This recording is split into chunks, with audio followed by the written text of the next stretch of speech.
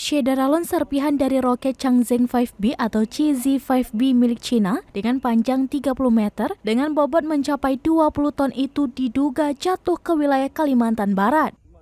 Serpihan roket itu jatuh di area perkebunan sawit yang baru ditanam milik Julius Talib, warga desa Pengadang, Kecamatan Sekayam, Kabupaten Sanggau, Kalimantan Barat pada Senin 1 Agustus 2022. Kapolres Sanggau AKBP Ade Kuncoro Ridwan membenarkan terkait ditemukannya diduga serpihan sebuah roket di area perkebunan milik warga setempat.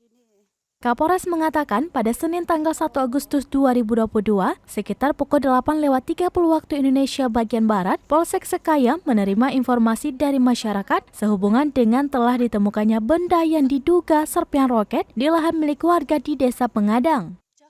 Serpihan diduga roket tersebut berdiameter yaitu panjang 5 meter dan lebar 2 meter.